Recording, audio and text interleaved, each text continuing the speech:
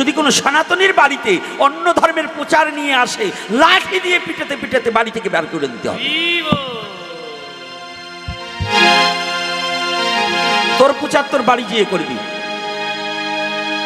আমরা কোনো সনাতন এমন একটা জাতি, কাউকে জোর করে এই ধর্ম গ্রহণ করাতে হয় না, ভালোবেসে এই ধর্মে আসে। এজন্য ডক্টর মহানামব্রত ব্রহ্মচারীজি বলেছিলেন, বাইবেল চলে টাকার জোরে, কোরআন চলে শক্তির জোরে, আর ভাগবত গীতা চলে হচ্ছে ভক্তির জোরে। জয় শ্রী রাধে রাধে। আমি সেই ধর্মে জন্মগ্রহণ করেছি যে ধর্মের গ্রহণ তো কাউকে বিনা পয়সায় দিতে হয় না, ভালোবেসে নিতে হয়। খ্রিস্টান ধর্মের বাইবেলের কথাটাকে তাদের ধর্ম প্রচার করার জন্য ওই হিন্দু বাড়ি, মুসলমান বাড়ি, অন্য বাড়িতে গিয়ে তাদের টাকা খরচ করে, টাকা আছে, টাকা খরচ করে করে ব্রেন ওয়াশ করার জন্য বই বিক্রি করে না, বিনা পয়সায় দিতে যায় কি না? দেয় কি না? সনাতন ধর্মে তা দিতে হয় না। সনাতন ধর্মের গীতা এমন কোনো পুঁটি মাছ নয়। দেখবেন যারা মৎস্যজীবী, মাছ যদি নরম হয়ে যায়, পেট পচে যায়, ওই পচা মাছটা গ্রামে নিয়ে ঘোরে। এই তোমরা মাছ কিনবে, কেউ মাছ কিনবে, কিন্তু ভালো মাছটা নিয়ে গ্রামে যায় না। যায় কি? এই হিন্দু জাতি, সনাতনী জাতি, এইটুকু যদি বোধগম্য না হয়, তাহলে সনাতন ধর্মে জন্মগ্রহণ করাই তোমার ভুল হয়েছে। যে আমি যে ধর্মে জন্মগ্রহণ করেছি, এই ধর্মে কত বড় সুপ্রিম পাওয়ার, এটা পচা পুঁটি মাছের মতো, কাউকে ডেকে বিক্রি করতে হয় না, ভালোবেসে কাছে আসবে। স্বর্ণকার যেমন গ্রামে গিয়ে স্বর্ণের ডালি মাথায় করে বলে না স্বর্ণ নেবে, স্বর্ণকারের দোকানে যেমন আসে, সনাতন ধর্ম হচ্ছে স্বর্ণ তো দূরের কথা, স্বর্ণের চেয়েও যদি দামি কিছু থাকে সেই বস্তু হচ্ছে সনাতন। সনাতনের সাথে পৃথিবীর কারো সাথে তুলনা হবে না। তাহলে এই পূর্ব মেদিনীপুরের আপনারা যারা সোচ্চার আছেন, যারা সনাতনী জাতি আছেন, এই মাইকে সারা জায়গা চলে যাচ্ছে কথা, যেখানে যাক আমি ভয় পেয়ে কথা বলি না। আপনার বাড়িতে যেন অন্য ধর্ম প্রচারের জন্য আসতে না পারে, এজন্য নর নারী মায়েরা আছেন না, এগুলো পারবে না। এগুলো ওই যে মন্ত্র একটা শিখেছে, চৈতন্য চরিতামৃতে আছে, মহাপ্রভু ওই যে শিক্ষাষ্টকে বলেছে, ত্রিনাদপি শুনেছেন তরুরেব সহিষ্ণুন অমানেন মানদেন কীর্তনীয় সদাহরি। ওই শ্লোক একখান গলায় বাঁধিয়ে নিয়েছে, ওই পাশে এগুলো আর যাবে না।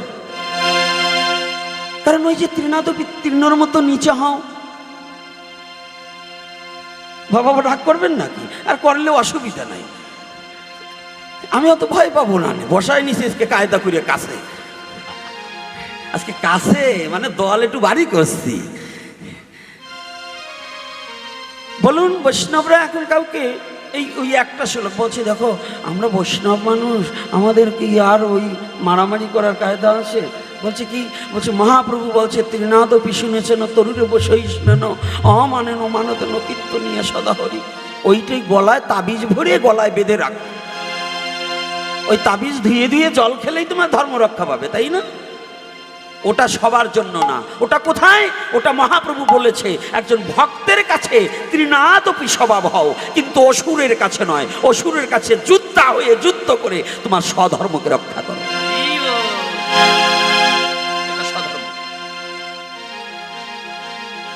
দুজন কবি দুটো কথা বলেছে, বলবো? দুজন কবি দুটো কথা বলেছে, বলবো না? বলবো না? কি বাবারা, বৈষ্ণব বাবারা কি বলেন? বলবো না? থাক, আগামী দিন বলবানি, বলতেই হবে। তো ভাবছেন নাকি আমি না বললে যাব? আরে বলবার জন্য বাংলাদেশ থেকে যখন ভারতে আসতে না বললে যাবো, এটা ভাবলো কি করি? আর আমার মুখ দেখলেও বোঝেন না যে এই হনুমানটা না বলে যাবে না,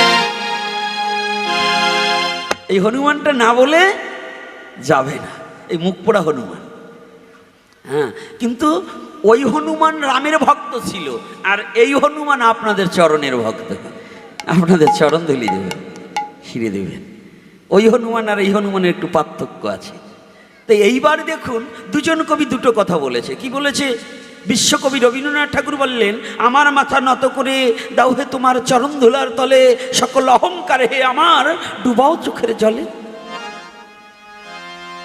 আর জাতীয় কবিকে? নজরুল, বাংলাদেশের জাতীয় কবি নজরুলকে ধরা হয়েছে। তো নজরুল কি বললেন জানেন? নজরুল বলেছেন বলবীর উন্নত মমশির। এখন এই দুটো কথা কোনটা গ্রহণ করব? দুজনই তো কবি, দুজন কবি নয়? দুজনই তো জীবের জন্যই কিছু লিখে দিয়েছে, আমরা কোনটা গ্রহণ করব? রবীন্দ্রনাথ বললেন, আমার মাথা নত করে দাও হে তোমার চরণ ধুলার তলে, সকল অহংকার হে আমার ডুবাও চোখের জলে।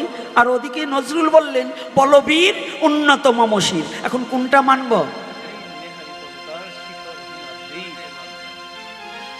অর্থাৎ এই দুজন যে দিয়েছে ক্ষেত্র ক্ষেত্র বিভাগ যোগ, শ্রীমদ্ ভগবদ গীতায় বলছে ক্ষেত্র ক্ষেত্র বিভাগ যোগ। ক্ষেত্র মানে দেহ। অর্জুন বললেন, ক্ষেত্র কি আর ক্ষেত্রজ্ঞ কি, তুমি আমাকে আলাদা আলাদা করে বিস্তার করে বুঝিয়ে বলো। বলেছে না? তো তখন কি বলেছিলেন? ক্ষেত্র মানে দেহ। তাহলে ক্ষেত্র বিশেষত এই কথা, দুটো কথা দু জায়গা প্রয়োগ করতে হবে। সব ক্ষেত্রে সব কথা প্রয়োগ করা যাবে না। যদি বলেনি কেন? যেখানে ভক্ত সঙ্গ হবে, যেখানে সাধু সঙ্গ হবে, যেখানে আমার ভগবানের প্রেমের ভক্তগণ এসে উপনীত হবে, ওই ভক্তের কাছে তোমার অভিমান অহংকার সমস্ত পরিত্যাগ করে একমাত্র ভক্তের চরণ ধুলায় নিজেকে সিদ্ধ করে ভক্তের চরণে গড়াগড়ি যাবে আর হরি নাম করিবে। এটা হচ্ছে রবীন্দ্রনাথের কথা, ওখানে মানবে। ভক্ত সঙ্গ করতে গেলে রবীন্দ্রনাথের কথা মানবে। আর যখন দেখবে যুদ্ধ, এই ভারতবর্ষে যদি এখন, যেমন এই ভারতবর্ষ আগে পরাধীন ছিল, এখন স্বাধীন হয়েছে, তাই তো?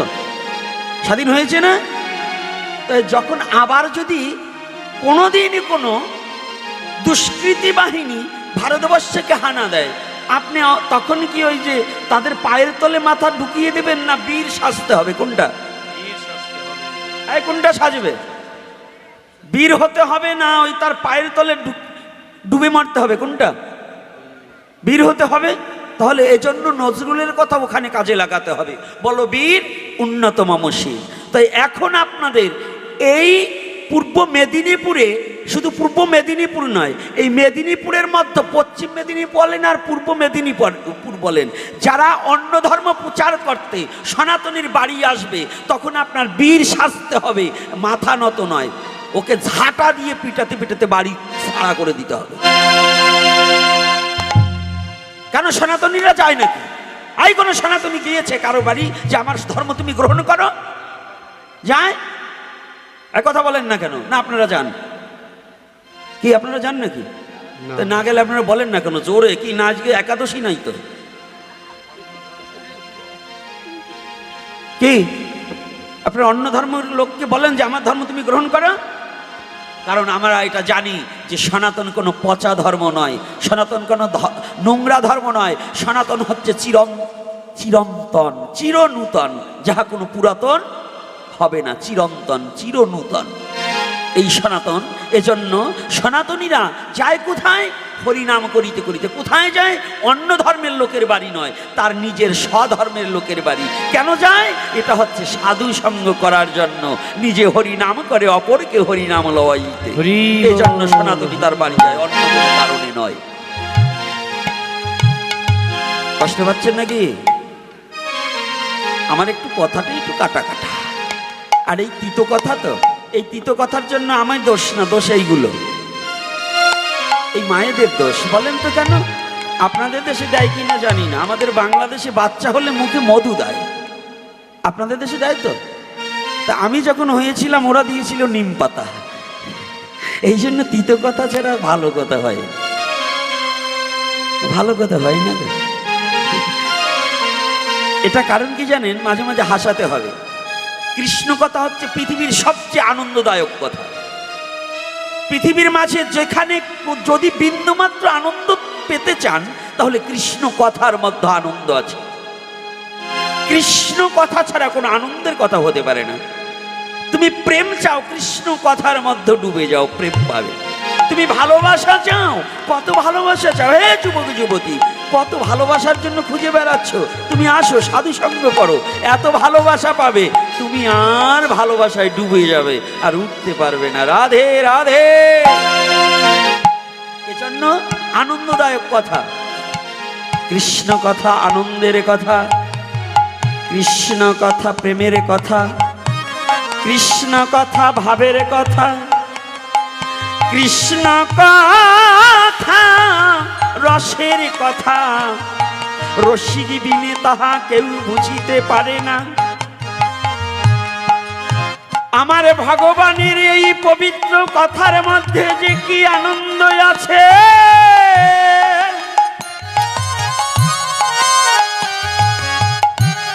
রসিক ভিন্ন অরসিক তা খুঁজে পাবে না।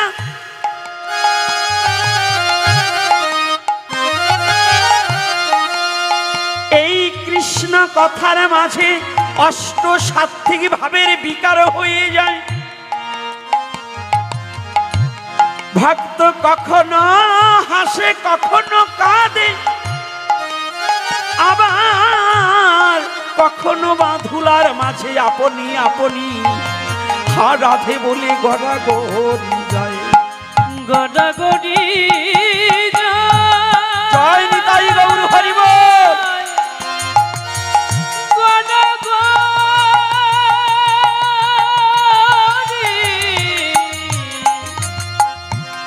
ভক্ত ভক্ত ভক্ত গড়াগড়ি গড়াগড়ি। তাই হে জগৎ জীবী, যদি তুমি সুখের সন্ধান পেতে চাও, যদি তুমি অমৃতের সন্ধান পেতে চাও, পেতে ও জীব পেতে চাও, একবার অভিমান পরিত্যাগ করিয়া ধর গিয়া কৃষ্ণ ভক্তের পাও। কৃষ্ণ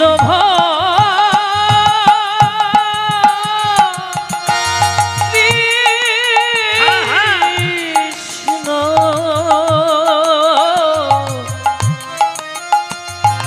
এমন কৃষ্ণ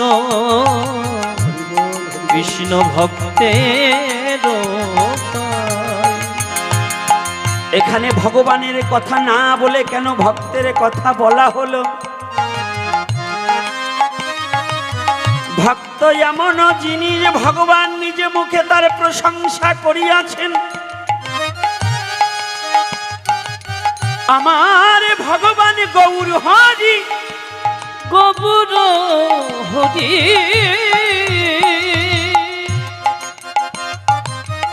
যে কলির পাবন অবতার, প্রতিজনকে উদ্ধার করবার নিমিত্তে এসেছে, যে জাতিভেদকে মুছে দিতে এসেছে, যে অভাজনকে হাত বাড়িয়ে বুকে টেনে নিয়েছে। কোন যুগে পাওনি যাহা এ যুগে পাইবে তাহা, কোন যুগে দেখনি যাহা এ যুগে দেখিবে তাহা। দেখো আমার রসের গুড়া, ভাবের গুড়া, প্রেমের গুড়া গৌর হরি আমার। আচণ্ডালকে দুহাত বাড়িয়ে বুকে টেনে নিলেন, নিয়েছে না? সনাতন ধর্মে যত ভগবান যতবার এসেছে, আমার গৌরের মতো এত বড় দয়ার ভগবান আর কোনোদিন আসেনি, কোনোদিন আসেনি, কোনোদিনই দেখনি, কোনোদিন পাওনি। এমন প্রেমের ভগবান,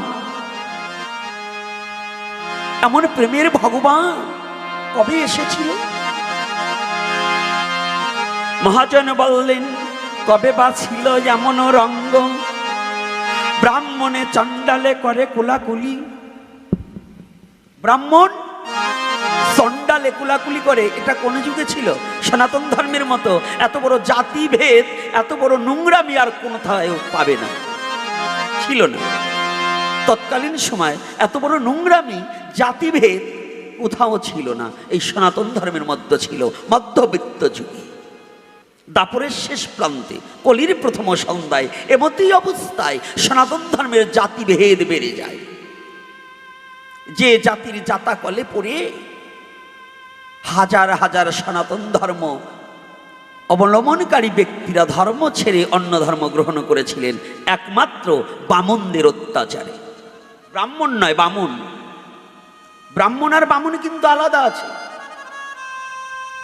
ব্রাহ্মণ হচ্ছে ভগবানের প্রিয় পাত্র, আর বামন হচ্ছে যারা নিজ স্বার্থের জন্য কর্ম করে পরকে ঠকাইয়ে শুধু চালকলা নিয়ে যায়। আর ব্রাহ্মণ হচ্ছে ভগবানের প্রিয় পাত্র। ব্রাহ্মণ কোনো জাতি নয়, ব্রাহ্মণ কোনো বংশ নয়। ব্রাহ্মণ হচ্ছে যেজন ব্রহ্ম তত্ত্বজ্ঞান অবগত হইয়া নিজেকে ভগবানের চরণে সমর্পিত চিত্ত করিয়াছেন, তিনি ব্রাহ্মণ হইয়াছেন। যদি কোনো ব্রাহ্মণ কর্তা থাকেন, কষ্ট পাবেন না, আমি কিন্তু আপনাকে বলছি না। এটা চৈতন্যলীলা বলতে গেলেই দুটো কথা এসে যায়। চৈতন্যলীলা বলতে গেলেই দুঃখের কথা কিছু এসে যায়।